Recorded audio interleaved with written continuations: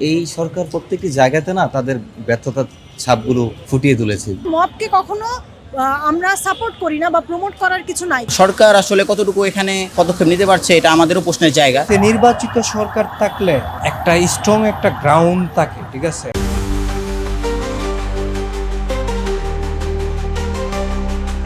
প্রকাশ্যে হত্যা, ছিনতাই, ডাকাতি ও মব জাস্টিসের ঘটনায় জনমনে উদ্বেগ তৈরি হয়েছে।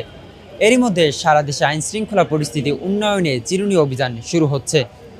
সরকারের এই উদ্যোগকে কিভাবে দেখছে সাধারণ ছাত্র জনতা, সেটি জানার চেষ্টা করব আজকের এই আয়োজনে।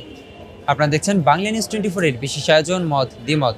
সঙ্গে আছি আমি রুহুল আমিন। 5 আগস্টের পরে আমাদের জনগণের যে আশার জায়গাটা ছিল, যে দীর্ঘদিন তারা যেরকম শোষণ এবং বঞ্চনার মধ্য দিয়ে তারা গেছে, তারা যেরকম নিপীড়িত ছিল, তারা আসলে সেই বিচারগুলো চাচ্ছে, কিন্তু সেই বিচারটা তারা কি আসলে পাচ্ছে কিনা, বা আইন শৃঙ্খলার সেই অগ্রগতিটা আছে কিনা, যেহেতু সেই জায়গাটা নাই, ফলে তাদের মনে এক ধরনের হতাশার সৃষ্টি হয়েছে যে তারা আসলে উপযুক্ত বিচারটা পাচ্ছে না।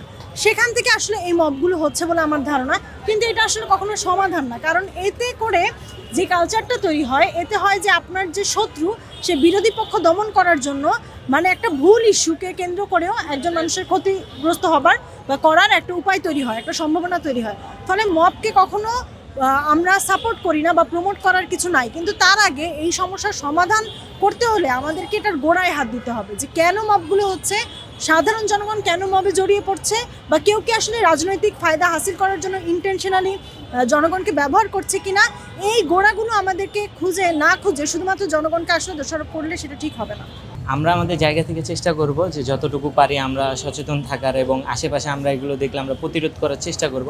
বাট আসলে সব কিছু এরকম করা হয়ে ওঠে না। এটা আপনার আসলে সরকার থেকে কোনো রকম পদক্ষেপ নিলেই সবচেয়ে ভালো হয়। তবে আমরা শিক্ষার্থীরা সবসময় দেশের মানুষের পাশে থাকবো, এবং আমরা যে নৈতিকতা বা আমরা যে শিক্ষাটা পাচ্ছি, দেশ থেকে লাভ করতেছি, আমরা সেটাকে কাজে লাগাবো। আমরা 5ই আগস্ট যে গণ অভ্যুত্থান, এই অভ্যুত্থানের পরে আমরা একটি সুন্দর বাংলাদেশের প্রত্যাশা করেছিলাম, এবং এই প্রত্যাশার জায়গা থেকেই এই বর্তমান যে সরকার, এই সরকারকে আমরা সকলে একটি ম্যান্ডেট দিয়ে এখানে বসিয়েছিলাম। কিন্তু বাস্তবতা হচ্ছে এই সরকার প্রত্যেকটি জায়গাতে না তাদের ব্যর্থতার ছাপগুলো ফুটিয়ে তুলেছে। বিশেষ করে প্রশাসন থেকে শুরু করে প্রত্যেকটা সেক্টরে আপনি দেখুন, যেভাবে মব জাস্টিস থেকে শুরু করে বিভিন্ন চাঁদাবাজি, বিভিন্ন যে নিরবিচ্ছিন্ন ঘটনাগুলো হচ্ছে, এগুলো আসলে রাজনৈতিক দলের উপরে দায় চাপিয়ে দিয়ে সেরে যাওয়ার কোনো উপায় নেই। সবচেয়ে বড় কথা হচ্ছে এইগুলো প্রতিহত করার দায়িত্ব তো এই সরকারের, যেহেতু এটি নিরপেক্ষ সরকার, কোনো দলীয় সরকার না। আজকে বিভিন্ন এই গত পরশু দিনে যে হত্যাকাণ্ড বা গত লাস্ট এক সপ্তাহে যে হত্যাকাণ্ডগুলো দেখছি, এগুলোতে আসলে জনমনে অনেক বড় ধরনের একটি শঙ্কার জায়গা সৃষ্টি হয়েছে যে আগামী বাংলাদেশ কোন দিকে যাচ্ছে। সেই জায়গা থেকে আমার মনে হয় এখনও সময় আছে। এই সরকারের প্রশাসন, তারা চাইলেই, প্রশাসন পারে না এমন কোনো কিছু নেই। আমরা বিগত সময় এই ফ্যাসিস্ট আমলে আমরা দেখেছি, আমরা কোনো কর্মসূচি করতে গেলে আমাদের প্রকাশ করার আগে এই প্রশাসন তারা জেনে যেত, সেই জায়গায় তারা আগে উপস্থিত থাকতো। সুতরাং প্রশাসন চাইলেই পারে না এমন কিছু নেই। সেই জায়গা থেকে আমার মনে হয় প্রশাসন চাইলে এই জায়গাগুলোকে তারা একটু রিকভারি করে কামব্যাক করতে পারে। দেখেন, এই সবচেয়ে বড় কথা ডেভিল হান্ট যে কথা বলছে, ওইটা তো সরকার তাদের ব্যর্থতার ছাপ ফুটে উঠেছে। গতকালকে আমরা যে আবার নতুন যে অভিযান দেখছি, এটিতেও তারা কতটুকু সাকসেস হবে এটা নিয়েও আমাদের জনমনের সংশয়। তবে আমরা প্রত্যাশা করি সাধারণ নাগরিক হিসেবে এটাতে তাদের অন্তত এই অভিযানটাতে সাকসেসফুল হওয়া উচিত। দেশের সকল শ্রেণীর মানুষ এটুকু প্রত্যাশা করে তাদের কাছে। সরকার যে ডেভিল হান্টের যে সিদ্ধান্ত নিয়েছে, এটা নিঃসন্দেহে ভালো, কিন্তু উদ্দেশ্যটা হচ্ছে মহৎ হতে হবে। তো যারা অপরাধী আছে, বিগত সময় ফেসিস্ট যারা আছে, অপরাধীগুলোকে সুনির্দিষ্টভাবে আইডেন্টিফাই করতে হবে, ঠিক আছে। যদি এটা কোনো রাজনৈতিক উদ্দেশ্য ব্যবহার হয়, যদি তাদের অন্য কোনো উদ্দেশ্য হাসিলের জন্য করা হয়, তাহলে এটা সফল হবে না। অতীত হয় নাই। তবে আমরা চাই যে সরকার আন্তরিকতার সহিত জিনিসটা স্ট্রংলি ডিল করবে।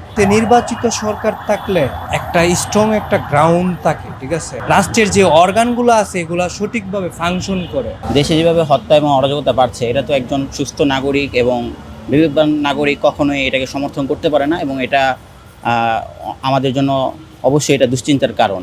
এবং সরকার এটাতে পদক্ষেপ নেক, এটা আমাদের সবারই চাওয়া, এবং সেই পদক্ষেপ যেন নামমাত্র মূল্যে নেওয়া হয়, সেটা যেন অবশ্যই কার্যকর এবং বিচার, এটার জন্য অবশ্যই এটা একটা কার্যকর রূপ আমরা দেখতে পাই। যদি এভাবে করা যায় তাহলেই এটার সমাধান সম্ভব। আর না হয় এই হত্যার এভাবে কতটুকু এটা আগাবে, এটা আসলে বাংলাদেশের সচেতন নাগরিক হিসেবে আমাদের দুশ্চিন্তার কারণ। এই জন্য আমরা চাই এটার অবশ্যই সুষ্ঠু তদন্তের মাধ্যমে বিচার হোক এবং যথাযথ বিচার হোক। যেভাবে কিছু মানুষের চাঁদাবাজির ঘটনা আমাদের সামনে আসছে, এটা তো অত্যন্ত দুঃখজনক। সরকার আসলে কতটুকু এখানে পদক্ষেপ নিতে পারছে, এটা আমাদেরও প্রশ্নের জায়গা। যদি ওইভাবে পদক্ষেপ নিতে পারতো তাহলে চাঁদাবাজির ঘটনাগুলো এত দূর আগাতো না।